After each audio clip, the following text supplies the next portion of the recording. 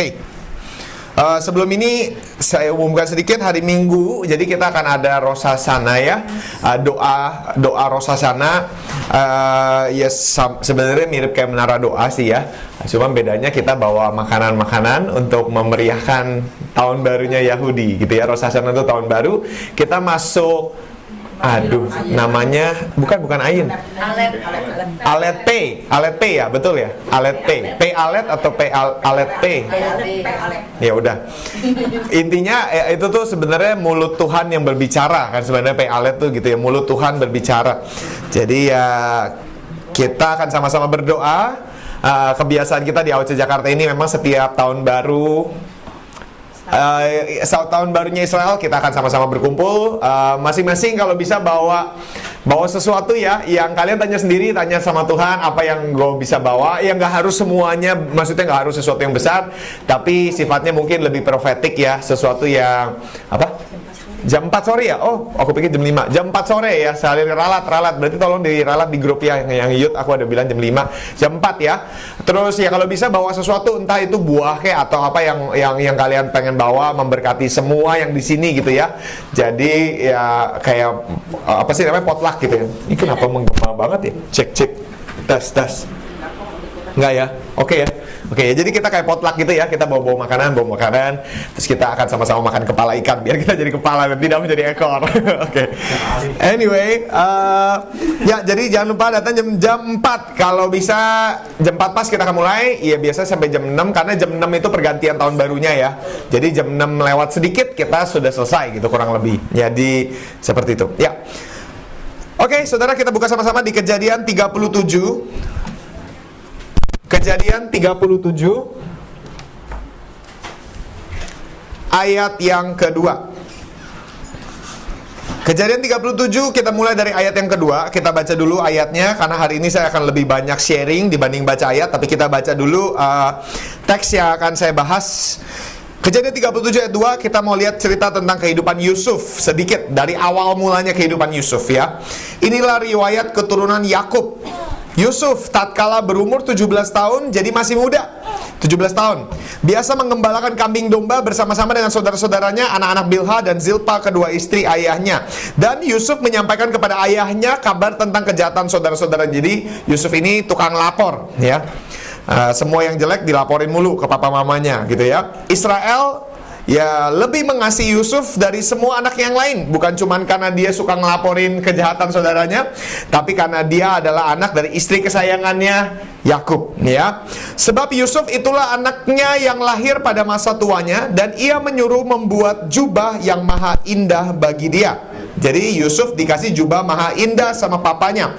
Setelah dilihat oleh saudara-saudaranya bahwa ayahnya lebih mengasihi Yusuf dari semua saudaranya, maka bencilah mereka itu kepadanya dan tidak mau menyapanya dengan ramah. Jadi Yusuf dijutekin gitu ya. Dan pada suatu kali bermimpilah Yusuf, lalu mimpinya itu diceritakannya kepada saudara-saudaranya. Sebab itulah mereka lebih benci lagi kepadanya. Dan saudara lompat ke ayat 11, setelah diceritakan mimpinya, maka iri hatilah saudara-saudaranya kepadanya, tetapi ayahnya menyimpan hal itu dalam hatinya.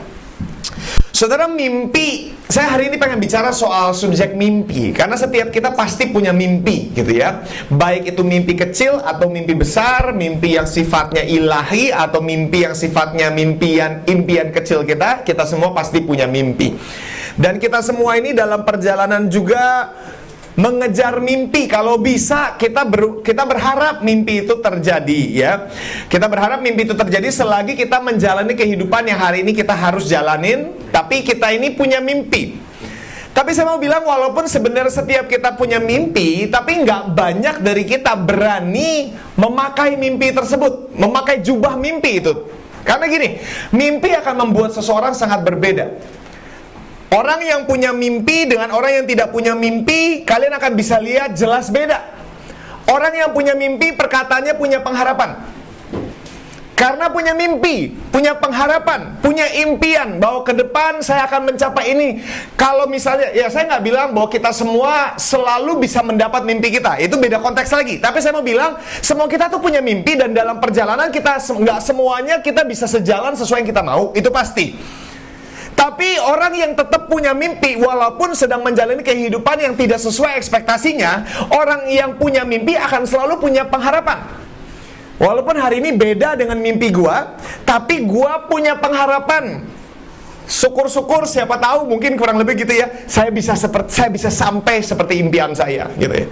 Nah, makanya saya bilang orang yang punya mimpi dengan orang yang tidak punya mimpi hidupnya beda. Karena orang yang punya mimpi perkataannya penuh pengharapan, sedangkan orang yang tidak punya mimpi cuman sekedar kayak going with the flow, sekedar ngikutin arus. Ya udahlah, PSBB ya udah gitu kan, ini ya udah, karena tidak punya bahasa jahatnya tuh ambisi gitu loh, bahasa baiknya impian, pengharapan gitu loh, kurang lebih. Ekstrim jahatnya ambisi itu sesuatu yang kayaknya sengkat sana sengkat sini. Ya kita nggak bilang ambisi, kalau ambisi terlalu jahat ya, tapi kita bilangnya impian ya. Karena itu penting setiap kita untuk sadar ngelihat diri kita sekarang. Am I wearing a coat of dream? Apakah saya sedang memakai jubah mimpi itu? Karena mimpi akan membuat seseorang berbeda. Dan karena mimpi membuat seseorang berbeda, biasanya yang berbeda itu nggak disukain. Lebih aman. Kalau kita mau main aman sebagai remaja, paling enak itu sama seperti yang lainnya. Kalau yang lain nonton ini, saya ikutan nonton, ya kan? Yang lain nonton bokep, gitu kan? Gue ikut nonton bokep, gitu. Kalau remaja, karena ngeblend sama seperti yang lain tuh lebih gampang dibandingkan berbeda. Berbeda itu ada peer pressure-nya. Kalau saya pernah baca quotes dikatakan begini, orang gak akan bisa nerima yang sama pada awalnya, tapi pada akhirnya orang akan selalu menghormati orang yang berani beda. Orang yang berani beda pada awalnya gak bisa diterima, tapi pada akhirnya orang yang berani beda itu biasanya disegani dan dihormati. Karena ada sesuatu dalam diri orang yang berkata, gila, gue berharap gue bisa berani kayak dia gitu loh. Kalau saya bilang, kalau kita ngelihat kehidupan Yusuf, iya, saya tahu kalau Anda tahu kelihatan kehidupannya setelah dia punya mimpi, dia ngadapin banyak oposisi. Tapi oposisi yang dialami sama Yusuf itu bisa dibilang itu karena ulahnya dia sendiri juga kan. Ya, kita bisa berdebat akan hal ini, tapi sedikit banyak ada pengaruhnya Yusuf, kesongongannya dia di masa muda. Dan saya nggak bilang itu salah, ya namanya anak muda. Kalau pernah muda kan kita tahu pernah songong. Semua yang pernah muda pasti pernah songong gitu kan ya. Ya kalau nggak merasa, enggak gue nggak songong, itu karena kamu masih muda. Kalau udah tua pasti sadar, gue dulu muda pernah songong. Kalau anak muda, enggak gue nggak pernah songong, ya karena lu masih muda gitu kan. Nah kalau udah tua lu sadar, dulu gue songong banget ya. Jadi sekali lagi kita bisa argue tentang hal ini, tapi sedikit banyak saya bilang ulahnya Yusuf lah yang membuat dia mesti reap konsekuensinya. Karena setiap tindakan yang kita ambil tuh kan ada konsekuensinya, ada tuayannya. Nah kalau kita ngelihat ulahnya Yusuf kan, yang suka jadi pelapor, dimanapun orang pelapor tuh nggak enak kan cari muka jadinya kan. Nah Yusuf udah paling disayang, plus tambah cari muka lagi. Jadi bisa dibayangin dia nggak disukainnya tuh kayak gimana, ngelaporin semuanya. Udah tambah begitu, di antara semua 12-12-nya yang paling disayang, yang paling gak disukain kan Yusuf. Ditambah itu yang satu-satunya orang yang dapat mimpi dari Tuhan, dia doang. Perasaan 11 orang lainnya gimana? Yang jahat dia, yang dapat mimpi dia, yang dapat jubah dia, kan rasanya gimana ya? Yang paling ngeselin dia, karakternya yang paling jelek Yusuf. Kalau kita boleh bilang argue nih, Yusuf tuh karakternya awalnya jelek, proses yang bentuk karakternya bagus. Karakternya jelek loh. Jadi kalau dia bilang Tuhan memilih Yusuf karena karakternya, oh jangan salah. Kita ngelihat Alkitab sendiri ngomong dia songong ketika masih muda. Gitu loh. Jadi bukan karakter yang membuat Yusuf dipilih Tuhan. Apa yang membuat Yusuf dipilih Tuhan? Yaitu sovereignty-nya Tuhan, keilahiannya dan kedaulatan Tuhan memilih yang dia mau. He plays no favorite, gitu loh. Kebetulan memang kalau mama suka ngomong lotrenya jatuh ke tangan Yusuf gitu loh. Nah Yusuf dipilih. Kalau Tuhan milih orang tuh bukan karena plus minusnya kamu. No, it's just choose. You are chosen. Kamu tuh dipilih. That's it. Karena grace-nya dia dan karena kedaulatannya dia. Nah, kalau kita lihat Yusuf awalnya songong. Dan 11 lainnya juga ngelihat dia udah paling songong, dia doang yang dapat mimpi. Bayangin perasaannya gimana. Udah gitu kalau udah mimpi selalu nggak bisa jaga mulutnya, nggak bisa jaga congornya. Abis mimpi pagi-pagi makan breakfast bareng kan sama keluarga gitu kan.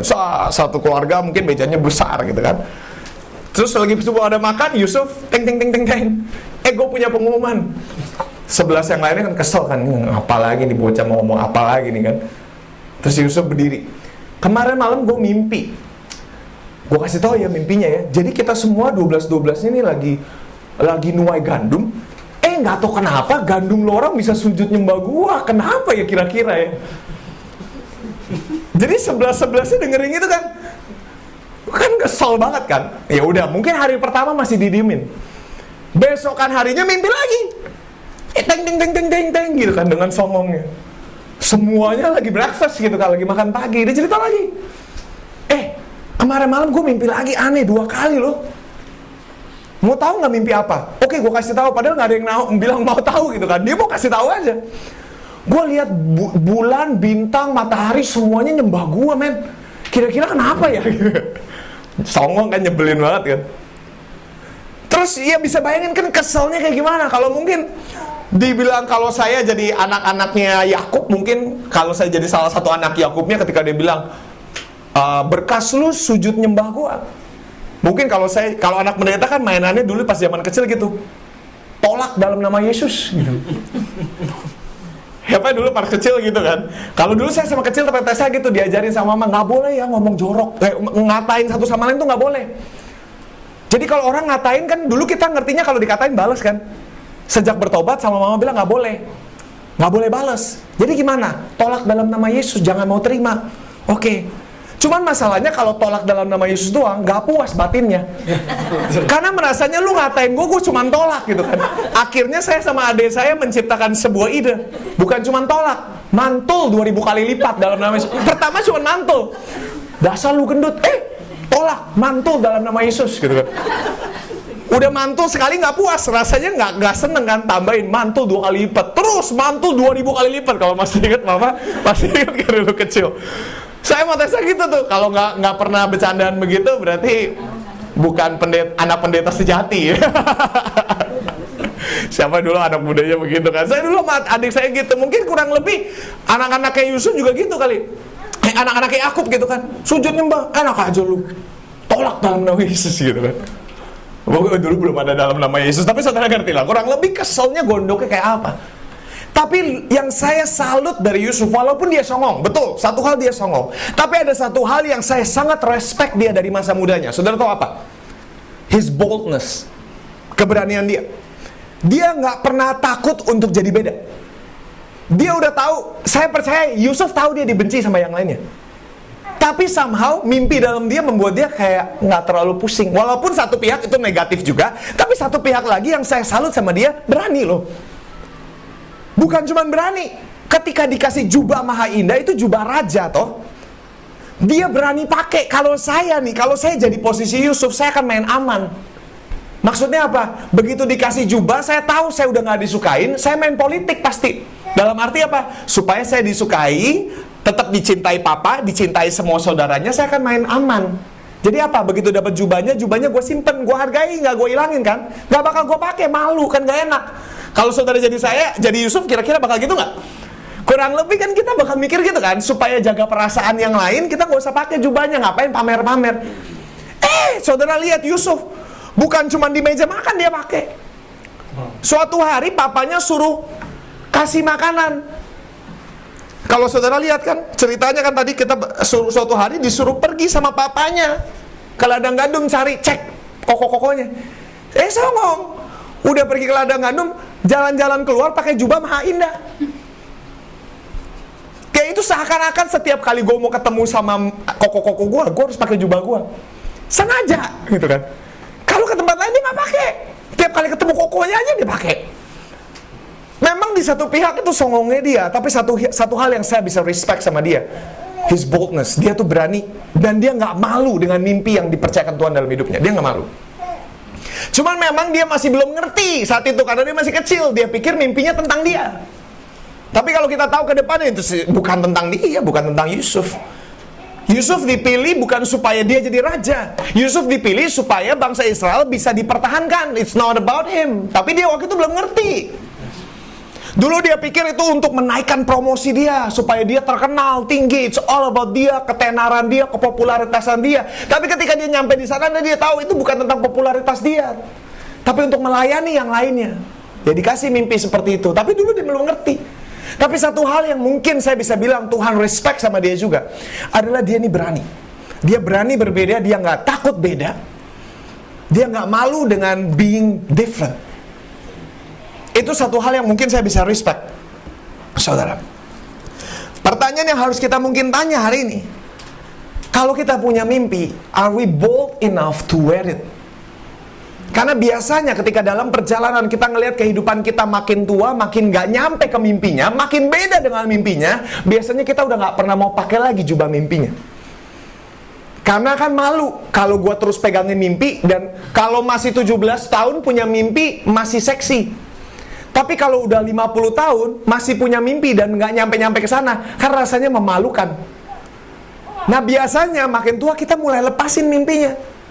Padahal sebenarnya mimpi itu yang membuat orang punya pemikiran berbeda, cara bicaranya beda, pembahasannya beda. You will see differently, you will think differently, you will speak differently kalau kamu punya mimpi. Mimpi itu akan memotori kehidupan seseorang, karena akan bikin orang beda. Sekaligus orang yang punya mimpi, dia akan mulai sacrificing. Dia akan mulai sacrifice banyak dalam hidupnya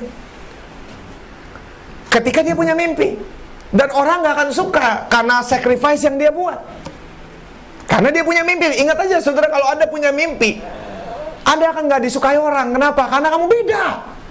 Orang yang punya mimpi berani, nekat, berani masuk resiko, berani ngambil sebuah tindakan yang beresiko, walaupun penuh perhitungan juga, saudara. Bukan artinya resiko nggak ada perhitungannya, penuh perhitungan pasti, tapi tetap berani punya mimpi. Saya berdoa supaya kita ngerti bahwa mimpi itu penting. Ya, sebuah mimpi akan membuat seseorang hidup kehidupan yang penuh resiko. Ya, cuman saudara mesti ngerti begini, ketika kamu punya mimpi, terutama kalau mimpi itu asalnya dari Tuhan. Saya sering banget bahas ini dan saya akan ingatkan lagi. Ketika kamu dapat mimpi, besokannya nggak langsung mimpi itu jadi, atau Tuhan nggak akan langsung bawa kamu ke sebuah tempat yang sepertinya mirip dengan mimpi itu. Tapi biasanya ketika Tuhan kasih kamu mimpi, Dia akan masukin hidup kamu sebuah proses yang nggak ada hubungannya dengan mimpi kamu. Proses itu udah pasti. Ketika kita ngalamin mimpi, proses datang. Karena Tuhan mau membuat kita sadar, mimpi yang Tuhan kasih buat hidup kita bukan tentang kita dan kepopularitasan kita, tetapi tentang bagaimana kita akan dipakai untuk melayani hidup kita, melayani orang lain, melayani, ibarat seperti hidup roti yang dipecahkan buat yang lain. Itu mimpi dari Tuhan. Tapi untuk kita bisa sampai di titik itu, Tuhan akan bawa kita masuk dapur proses. Kalau saya boleh bilang gini, saudara, kalau hari ini Anda sedang ngalamin oposisi tahu ya, tekanan, proses, saya mau bilang, besar kemungkinan itu menunjukkan bahwa kamu ada di jalan yang benar. Karena kalau kamu lagi kalau kamu nggak ngalamin oposisi bertahun-tahun, semuanya rasanya aman, jangan-jangan kamu sejalan sama iblis. Tapi kan kalau kamu berbeda jalan sama iblis kan bentrok terus kan. Iblis ke sana, lu ke sini. Ya ketemu mulu, berantem mulu. Tapi kalau iblis ke sana, lu ikut ke sana, ya udah aman gitu. Nggak bakal ada oposisi. Tapi kalau lu mau hidup berbeda, artinya lu tentang arus, artinya apa? Akan begitu banyak oposisi. Jadi kalau gue bilang, sorry kebanyakan ngomong di YouTube. Kalau saya bilang gini, ketika Anda hari ini mengalami banyak proses tekanan yang seringkali bikin kamu nggak enak, rasanya mau teriak, semua yang dalam diri kamu mau teriak, besar kemungkinan bukan artinya kamu salah jalan, tapi justru besar kemungkinan kamu ada di tempat yang tepat. Karena proses itu yang tahu berapa lama yang dipakai untuk membentuk kita, itu tergantung Tuhan. Tuhan yang paling tahu, paling bagus di proses berapa lama. Tuhan paling tahu proses seperti apa, di tangan siapa kita harus diproses. Tuhan tuh paling tahu. Tapi intinya ketika kamu berkata iya pada mimpi Tuhan, kamu masuk proses. Yang namanya proses nggak ada yang enak, nggak ada yang suka proses gitu loh. Belajar mencintai proses masih mungkin, masih bisa kita lakukan. Tapi toh dasarnya daging kita ini nggak ada yang suka ngelewatin proses. Ya. Tapi saudara, kalau saya coba kita bahas lagi kehidupan tentang Yusuf gitu ya. Kita pikir kehidupan Yusuf itu ceritanya adalah tentang seorang yang mempertahankan mimpinya sampai akhir. Walaupun tadi ada saya sempat singgung sedikit. Tapi saudara, itu satu hal yang baik. Dan saya nggak bilang itu buruk, itu bagus. Tapi kalau kita lihat cerita Yusuf yang hari ini saya mau bahas, cerita hidup Yusuf bukanlah cerita moral. Nih moral cerita Yusuf. Kalau saudara ngelihat cerita, kan Anda mesti tahu, mesti petik moralnya.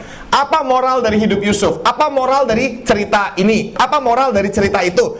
Kalau Anda pelajari kehidupan cerita Yusuf, kita tahu moral cerita Yusuf bukan tentang seseorang yang mempunyai mimpi dan mempertahankan mimpi itu sampai akhir. Moral cerita Yusuf, kalau saya tanya, apa moral cerita Yusuf? Apa pelajaran yang kamu bisa petik dari Yusuf? Saya percaya satu hal yang kamu bisa katakan moral kehidupan cerita Yusuf adalah cerita seseorang yang mengerti tanggung jawab. Betul nggak? Seseorang yang mengerti bagaimana setia dengan apapun yang hari ini Tuhan percayakan dalam hidupnya. Dan makin lama kepercayaannya makin besar. Betul nggak saudara? Ini bukan cerita tentang bagaimana Yusuf selalu mengingat mimpinya dan berharap mimpi itu akan jadi. Enggak. Mimpi cuma di awal. Itu yang membuat dia masuk proses. Tapi ceritanya bukan tentang mimpi Yusuf. Ceritanya tentang bagaimana Yusuf melewati dapur proses dengan ketekunan dan tanggung jawab yang hari ini dia punya. It's a man of responsibility kalau saya bilang. Dia nggak pilih jalan mana yang dia nggak punya luxury, dia nggak punya kemewahan untuk milih jalan mana, jalan proses mana yang dia mau ambil, betul nggak? Nggak ada, semuanya tuh disajikan.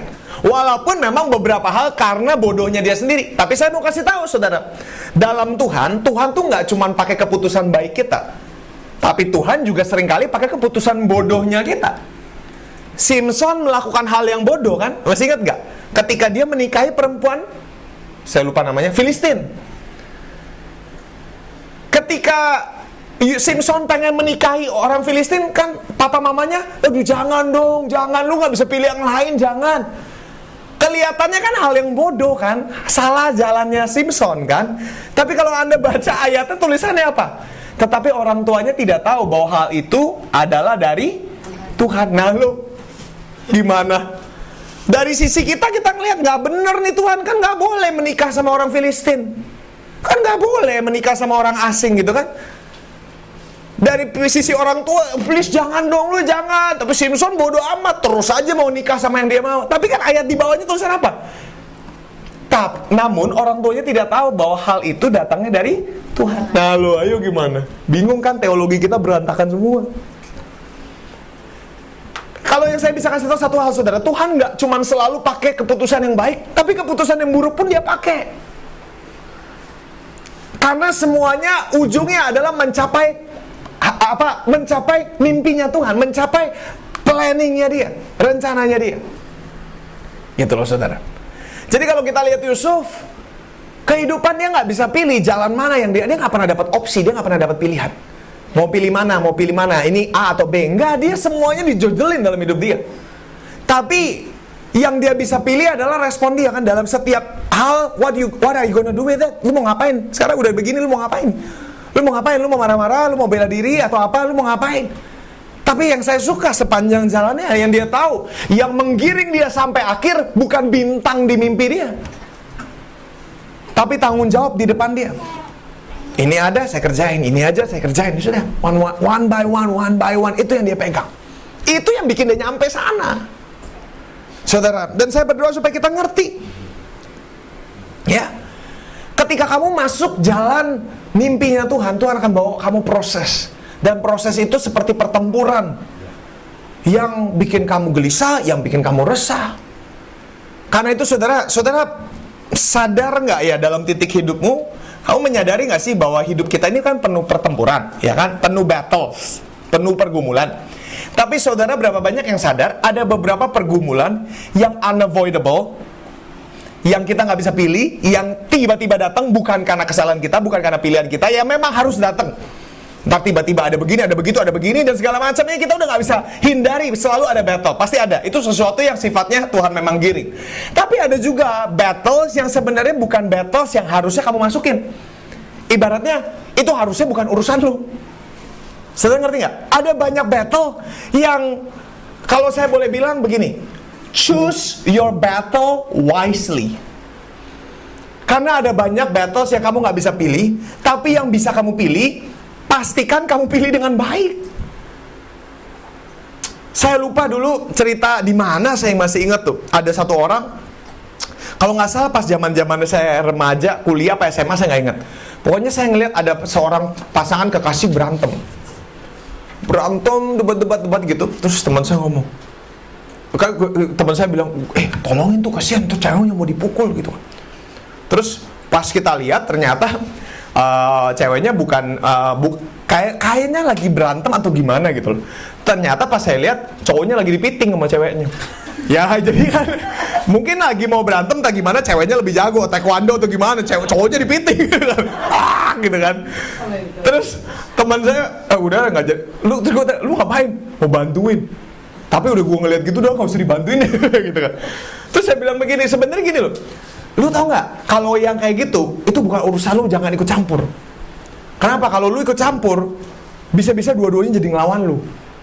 Dalam arti tuh, intinya tuh gini, kan Alkitab juga bilang, jangan orang yang ikut campur dalam perkelahian orang itu seperti orang yang memegang buntut anjing gila ya, kalau nggak salah tuh, kalau nggak salah saya lupa deh atau gimana, ayat firman Tuhan pada baca ya.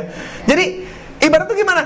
Itu pertempuran orang karena sotoynya lu, karena keponya lu main masuk aja. Masih ingat gak Yosafat?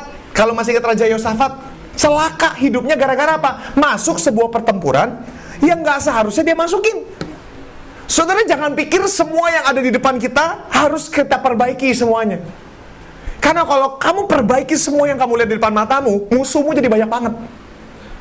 Choose your battle wisely. Itu saya belajar dalam hidup saya.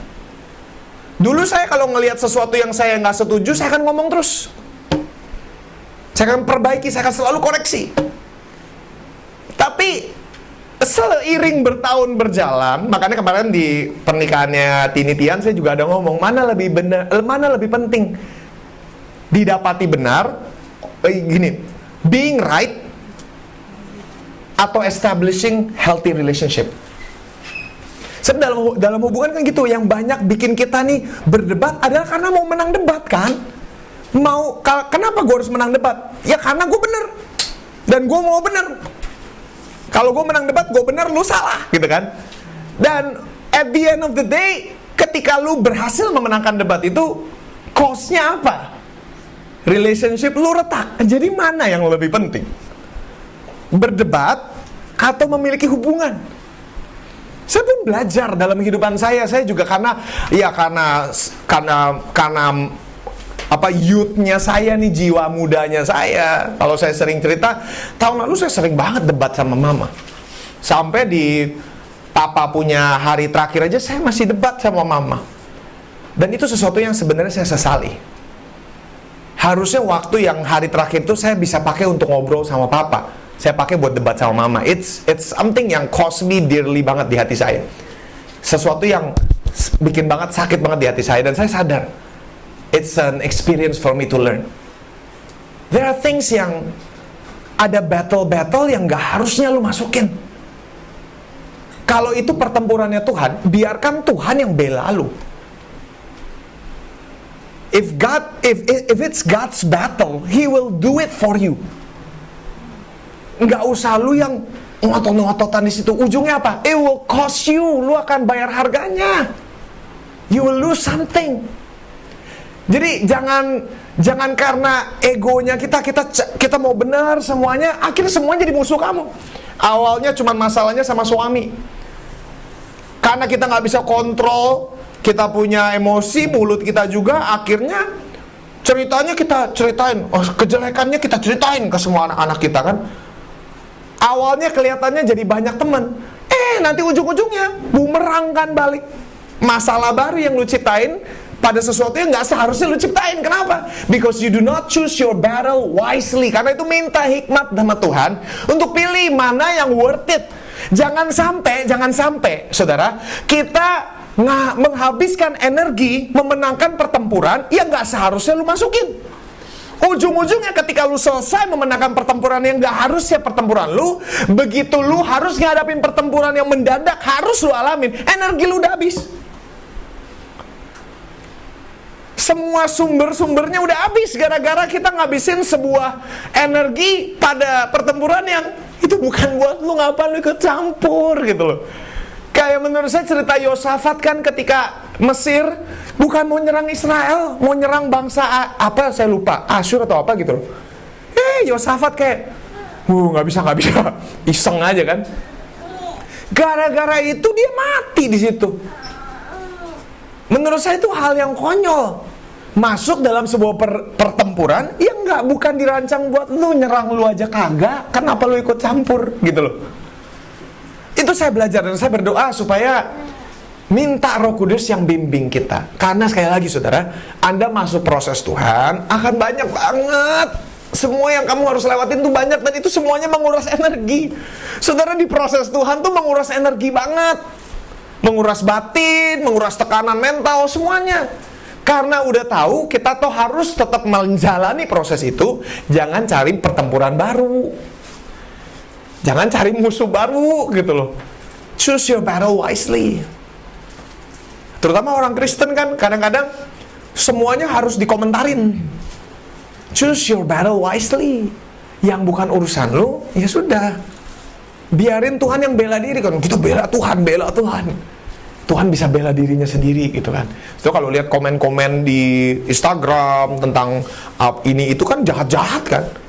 Coba bayangin kalau saya tipe yang kayak gitu, semuanya saya balas-balesin. Enggak loh, Alkitab ngomong gini loh. Enggak, ujung-ujungnya saya capek berdebat sama yang nggak penting gitu kan. Komentarnya mana ada begini, kalau saya jelasin ada loh sebenarnya ayat begini ada, saya bisa kan. Cuman ya buat apa? Kan nggak semua harus kita masukin kepala kita. Choose your battle wisely. Yusuf juga tahu dia harus ngelewatin proses, karena itu dia nggak tambahin unnecessary battle yang diciptakan gara-gara dia mau bela diri kan. Ketika ditangkap, enggak, gue mau aju naik banding. Saya cerita mungkin akan beda kalau dia naik banding, atau dia milih untuk manipulasi, atau dia milih untuk tusuk gitu kan, beda cerita lagi. Yusuf tahu, saya nggak harus cari pertempuran akan cari saya. Jadi saya save energi saya pada yang memang saya harus jalanin. Yang bukan saya jalanin, yang nggak harusnya saya jalanin, ya udah, Tuhan, Roh Kudus kasih saya pengertian yang mana yang saya mesti masukin, yang mana yang saatnya saya tutup mulut saya. Karena saya pribadi sadar, saudara, seringkali ketika dalam hati ini batin kayak kepengen banget untuk koreksi, tiba-tiba Roh Kudus ngomong, tahan mulutmu, selalu gitu. Tahan mulut, itu kayak perkataan yang selalu nongol di otak saya ketika saya pengen mengkoreksi sesuatu. Tahan mulutmu.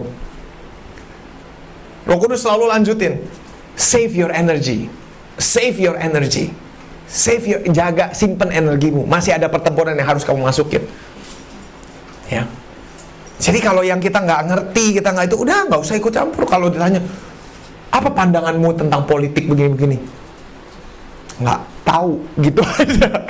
Daripada ngoceh-ngoceh, apa pandanganmu tentang materai ke-6 yang hari ini terbuka? Nggak tahu, gitu aja. Kenapa? Gue ngurusin keluarga gue ngurusin gereja gue ngurusin pekerjaan dan bertanggung jawab yang hari ini gue nggak ada ngurusin ini materai keberapa, gitu kurang lebih.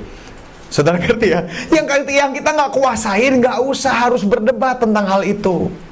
Nggak usah juga cari tahu hal itu kalau bukan sesuatu yang Tuhan gerakin untuk kita kerjakan. Bagian kita apa? Iya, jadi orang tua yang baik, jadi jadi berkat buat keluarga kita. Itu tuh kan skup paling kecil. Mama kan selalu bilang, Mama bilang terlalu sayang kalau cuman untuk keluarga kecil. Ya tapi harus dimulai dari situ juga. Bukan artinya terlalu sayang, artinya keluarga kecilnya kita buang. Itu harus dimulai dari situ. Ya, itu harus jadi taman pribadi kita yang harus kita garap dengan baik. Dari situ baru meluas ke depan. Saudara ngerti ya? Jadi jangan kita salah paham di situ. Ya, jadi choose your battle. Kalau saya bilang jangan ikuti mimpimu, ikuti Yesus. Karena mimpi kita ini kadang-kadang kita sendiri nggak tahu itu mimpi atau fantasi. Saya selalu bilang kadang-kadang anak youth kan, Kak, mama saya selalu menghalangi saya. Saya pengen jadi penyanyi. Mama saya nggak pernah kasih saya les nyanyi. Mama saya selalu menghalangi mimpi saya. Dalam hati kadang-kadang saya bilang, bukan menghalangi mimpi lu. Tapi mama lu tahu suara lu jeleknya minta ampun. Dan lu nggak sadar bedanya mimpi sama fantasi gitu kan. Mama takutnya lu nanti kecewa seumur hidup, malu gitu kan. Ya, contohnya gitu, misalnya contoh. Jadi kita nggak bisa bedain mana mimpi, mana fantasi. Karena itu jangan ikuti mimpi, ikut Tuhan. Karena jalan Tuhan dari sudut pandang manusia itu selalu kelihatannya kebetulan. Betul nggak saudara? Kalau hari ini Anda lihat semua, ternyata Tuhan buka jalan. Kalau dari sudut manusia, kayaknya semuanya kebetulan. Kok bisa kebetulan begini ya? Kok bisa kebetulan begitu ya? Karena buat kita manusia semuanya serba kebetulan. Tapi buat Tuhan nggak ada yang kebetulan, semuanya udah direncanakan. Buat kita kebetulan. Nah makanya jangan ngikutin mimpi. Kalau kita ngikutin mimpi nggak kemana-mana. Kalau gini saudara, bahayanya kalau kamu hidup mengejar mimpi, bukan ngejar Tuhan. Bahayanya gini, kamu akan menghidupi sebuah kehidupan dengan sangat tidak bergairah, sambil berharap suatu hari saya akan menjalani kehidupan mimpi. Jadi setiap hari kayak nggak bergairah. Oh, ini bukan pekerjaan mimpian gua. Ini bukan impian gua. Ini bukan impian gua. Ini bukan kerinduan gua. Ini bukan gairah gua. Ini bukan ini. Jadi kita menjalani hidup tanpa gairah karena kita punya sebuah delusional sendiri tentang sesuatu yang sebenarnya nggak ada. Jangan-jangan yang lu harap-harapkan juga bukan mimpinya Tuhan, tuh mimpi lu sendiri. Dan itu bukan mimpi ternyata, tapi fantasi. Kita nggak bisa bedain karena itu ikut Tuhan. Tuhan yang paling tahu mimpi kita mesti dibawa kemana. Karena itu selalu ikuti Tuhan, jangan ikuti mimpi kita sendiri, jangan ikuti passion kita sendiri. Passion harus ngikutin kamu, bukan kamu yang ngikutin passion. Kalau ngikutin passion nggak jelas kemana. Karena nafsu kita mau ke sini, mau ke sana, mau ke sini, gitu kan saudara. Jadi ikuti Tuhan, selalu follow Jesus. Kalau kita lihat seperti saya bilang, awalnya Yusuf pikir mimpinya tentang dia, untuk menaikkan hidup dia. Tapi ujungnya dia tahu mimpinya untuk melayani orang lain. Gitu kan? Mimpi itu selalu berbeda kalau dilihat dari luar. Tapi kalau jalanin, beda cerita lagi. Dan saya mau bilang, jangan-jangan yang kamu sedang stresin punya mimpian, saya pengen punya mimpi gini. Boleh. Saya nggak bilang nggak boleh punya. Saya pun punya mimpi. Saya punya mimpi suatu hari gereja saya mau jadi seperti apa. Saya punya mimpi suatu hari ini begini, ini begitu. Ada mimpi. Tapi saya nggak akan biarkan mimpi itu jadi distraction. Saudara mau tahu mimpi itu bisa jadi distraction? Gimana caranya? Ketika hari ini lu jalanin dengan sangat tidak bergairah sambil mengharapkan suatu hari mimpi itu datang, akan jadi distraction. Sehingga lu jadi nggak bisa maksimal hari ini karena berharap mimpi itu datang. Nanti kalau mimpi itu datang baru gue serius. Saudara boleh nggak punya mimpi? Boleh. Saya juga punya mimpi, itu kerinduan kecil saya. Tapi saya bilang, Tuhan genapi atau enggak itu urusanmu. Tapi bagian saya punya tanggung jawab, duty saya ini yang saya kerjakan satu perlahan. Dan saya mau kerjakan dengan penuh gairah. Tapi kalau saya nungguin mimpi saya datang baru saya bergairah, nggak nyampe-nyampe. Nggak nyampe-nyampe. Itu yang harus saya kerjakan, tanggung jawab satu persatu. Kadang-kadang saya bilang, jangan-jangan mimpi yang kita punya juga bukan mimpi dari Tuhan. Coba kalau Anda bayangkan, jangan-jangan mimpi yang Tuhan kasih dalam hidup kamu adalah untuk membantu mimpinya orang lain. Ayo gimana? Coba nih saya kasih contoh. Maria, mamanya Yesus, dikasih mimpi apa? Loh, kamu akan punya anak, membesarkan anak. Yusuf juga dikasih mimpi. Mimpinya apa? Kamu bantuin Maria. Bener nggak? Intinya kan gitu kan. Maria kan punya anak, jadi lu bantu dia. Jangan-jangan mimpi yang Tuhan kasih ke lu adalah untuk membantu mimpi orang lain. Do you still want it? Gitu loh kata Tuhan. Do you still want it? Karena mimpi nggak selalu. Jadi saya juga nggak mau kayak kita membuat pemikiran bermimpilah sebesar mungkin dan seakan-akan Tuhan bertanggung jawab untuk menggenapi mimpi kita. Saya nggak pernah ngomong begitu. Mimpi yang besar boleh, tapi realize mimpi yang besar itu sifatnya cuma supaya kamu punya pengharapan. Gitu loh, punya pengharapan, tapi jangan hidup dengan delusional. Setiap hari jadi nggak bergairah, setiap hari ngerjain sekedar berharap suatu hari mimpi itu datang. Nggak bakal nyampe kalau kita nggak maksimal hari ini. Seperti saya bilang, mimpi itu dari jauh kelihatan semuanya seksi, tapi begitu jalanin beda. Saya ambil contoh. Semua kita punya mimpi. Ketika kita masih remaja, mimpi punya. Siapa dulu ketika remaja punya impian bahwa suatu hari saya akan menikah? Pasti semuanya pernah. Begitu jalanin, nggak sadar kan bahwa sebenarnya kita sedang menjalani mimpi remaja kita. Nggak sadar kan? Kenapa? Karena ketika ngejalanin, beda sama mimpi. Karena namanya mimpi itu selalu seksi kalau dari luar.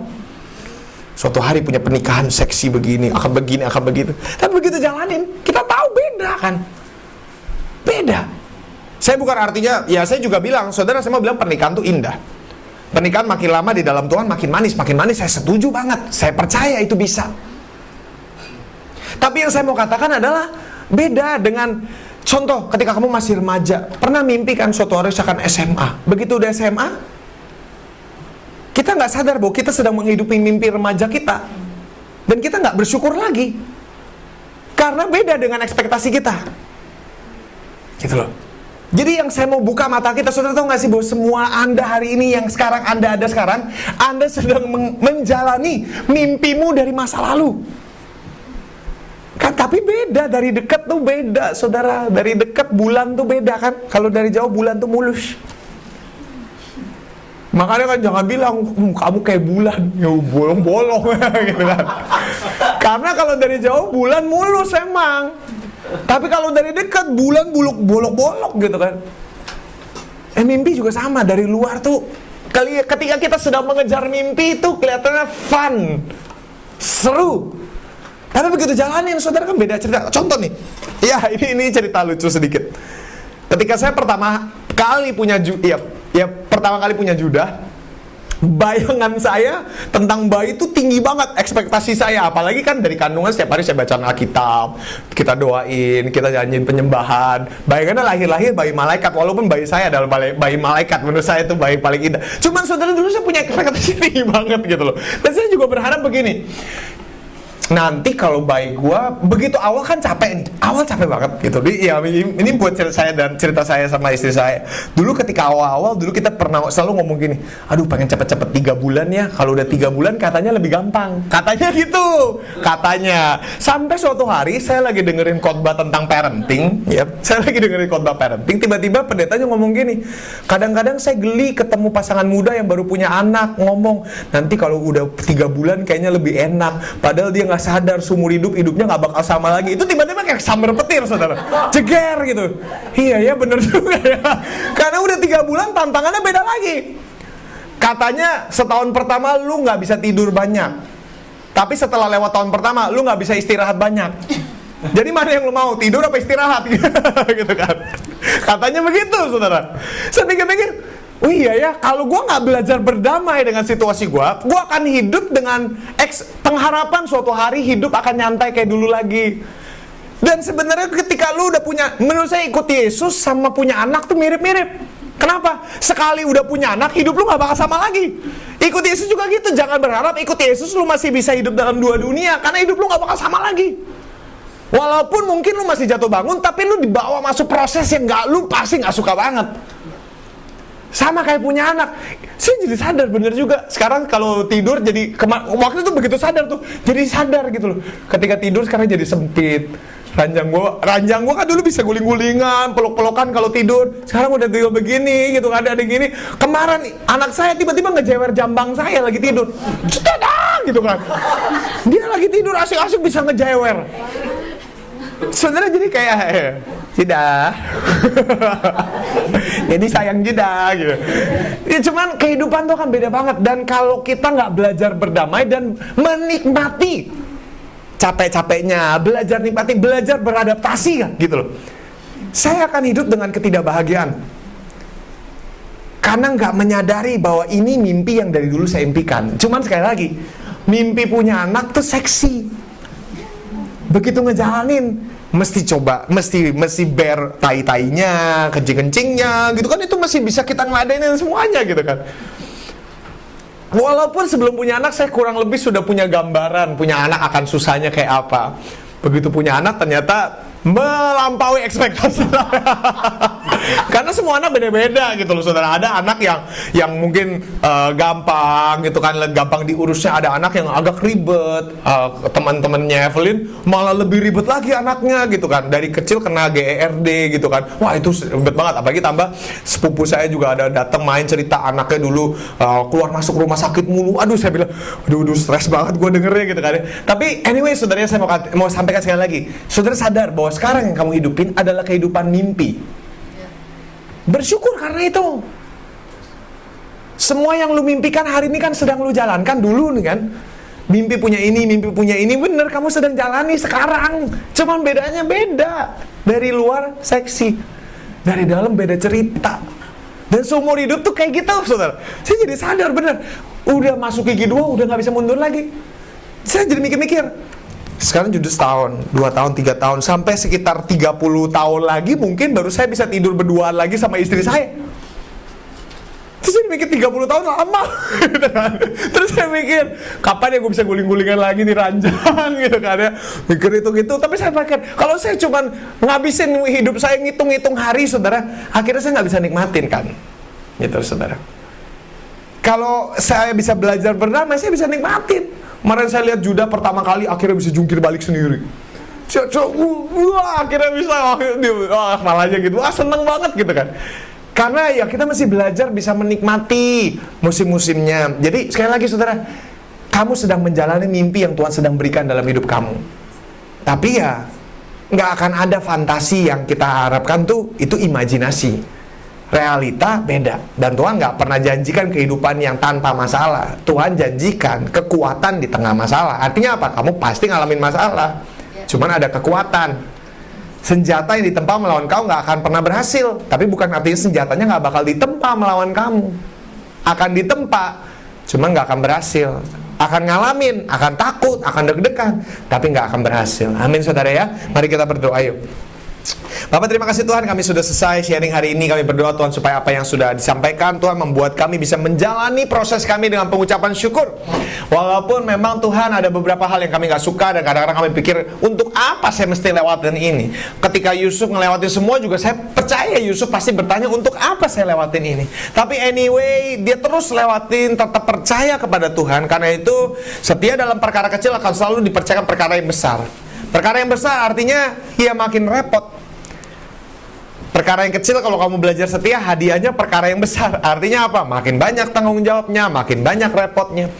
Tapi sekali lagi, ada sukacitanya sendiri yang kita mesti belajar nikmatin dalam setiap musim. Ketika masih single, ada sukacitanya. Dulu ketika saya masih ingat, cerita dikit lagi deh saudara. Ketika saya masih single, bertanya-tanya, karena kalau udah mau married tuh berasanya selalu gue udah siap married nih, gue udah siap married nih, gue udah siap married, gue udah siap. Kenapa belum nih? Kenapa belum gas? Gue belum dapet gasnya nih gitu kan. Yang saya tahu satu hal saudara, Tuhan nggak mungkin buat seseorang nunggu kecuali Tuhan lihat nunggu itu baik buat dia. Pegang itu saudara. Itu C.S. Lewis by the way yang ngomong begitu. God keeps no one waiting unless he sees it's good for him to wait. Jadi kalau hari ini kamu harus nunggu, karena ya sekali lagi, ketika gue masih remaja, pas dekat sama Evelyn, pertama pikir, gue mau married, gue udah siap nih, gue udah siap. Karena kita selalu merasa siap. Tapi Tuhan yang paling tahu kapan kamu siap. Mungkin kamu siap, tapi pasangan lu belum gimana? Pasangan lu belum, makanya Tuhan bilang, ntar sabar gitu kan. Pasangan lu belum siap. Gitu kan. Tapi pada akhirnya ketika udah siap semuanya, Tuhan pasti akan buka jalan. Dulu saya juga mikir, kayaknya gue gak bakal married nih. Apa sejujurnya, saya aja pernah ngomong sama mama dulu kan, kayaknya lihat situasi kondisi, gue gak bakal married nih seumur hidup. Soalnya kan mama agak ini kan, gak boleh. Saya dulu pikir, saya gak bakal married nih seumur hidup gue. Tapi ternyata married dan saya bahagia. Kenapa? Saya lihat adalah terlebih bahagia ketika kita belajar tunduk dan nunggu. Ketika orang tua saya bilang belum, ya udah belum. Tapi ketika kita di posisi saya ketika bilang belum, itu rasanya kayak dihalang-halangin dari sesuatu yang sepertinya baik. Itu dari sisi gua. Masih ingat dulu pertama kali jadian sama Evelyn, kita Desember ulang tahun saya ajak makan Evelyn sama mama, sama Tessa di Madam Kimchi atau gitu. Di situ kita ngomong keseriusan kita untuk mau mulai menikah, mau bilang tunggu tahun depan. Akhirnya 2 tahun nunggu. Tapi hari ini saya bersyukur saya nunggu. Karena saya tahu hari ini saya sudah masuk dalam posisi saya siap, dia siap, sangat siap. Kita masuk. Tapi kalau 2 tahun yang lalu saya masuk, saya percaya saya belum siap, Tuhan tahu. Atau mungkin dia yang belum siap, Tuhan tahu. Dan saya tahu, yang jelas obviously saya tahu saya juga belum siap ternyata. Selama 2 tahun itu Tuhan proses. Tapi sekali lagi ketika dengar nunggu, itu rasanya gak enak banget. Rasanya kayak, wah dicegat-cegat nih. Rasanya mulai negatif thinking masuk, semuanya itu masuk. Karena berasanya kayak, gue ditahan-tahan dari kebahagiaan yang bisa gue jangkau dengan tangan gue gitu kan. Iya kan? Tapi dasarnya gitu, saudara percayalah. Kalau memang nunggu itu gak baik, Tuhan pasti akan langsung naikin. Kalau hari ini belum naik, karena Tuhan bilang, belum, saudara. Jadi ya udah, saya pegang itu aja. Makanya itu jadi satu poster di rumah saya. Ketika masuk Anda akan lihat satu poster tulisan C.S. Lewis. God keeps no one waiting unless he sees it's good for him to wait. Jadi kalau hari ini mesti nunggu, ya udah nikmatin. Tuh nggak bisa dirubah kan, situasi nggak bisa dirubah kan. Jadi ya udah belajar nikmatin. Jangan hidup seandai-andai nanti kehidupan gue baru merit nanti, baru mulai nanti gitu kan. Tapi belajar nikmatin. Just enjoy the season. Walaupun nggak enak, nanti ketika lu merit ada juga proses dengan ya nanti mungkin mertua kalian gitu kan ya. Walaupun saya bersyukur kita keluarga mertuanya dua-duanya baik gitu kan. Jadi enak, prosesnya beda lagi gitu kan ya. Tapi saudara akan masuk banyak proses juga dalam hidup. Jadi for now enjoy seasonnya. Ada season semuanya, nikmatin maksimal. Amin saudara. Bapak terima kasih Tuhan hari ini hamba sudah sharing apa yang jadi hatiku Tuhan. Sekali lagi Tuhan kami berdoa supaya Engkau yang kuatkan kaki-kaki kami dan buat kami belajar menghidupi kehidupan kami dengan bersyukur, dengan penuh gairah, dengan penuh hope Tuhan, karena kami tahu masa depan kami dipegang kami tahu Engkau tahu yang terbaik, Engkau tahu momen yang terbaik. Kami mau belajar percaya kepada Engkau walaupun kami gak suka jalannya, tapi kami tahu ini yang terbaik Tuhan. Hari ini dimanapun saat ini kami ada, kami tahu itu adalah tangan-Mu dan kami tahu Tuhan, karena itu kami percaya Engkau juga yang akan bawa kami sampai di titik yang Engkau mau. Tapi kami mau belajar percaya Tuhan dalam semua situasi Engkau pegang kendali Tuhan. Terima kasih Bapak, dalam nama Tuhan Yesus kami berdoa, kami ucapkan syukur. Amin, amin, amin. Mari kita persiapkan persembahan kita. Kita akan sama-sama memberi kepada Tuhan. Kalau sudah siap dengan persembahannya, saya jemput kita bangkit berdiri.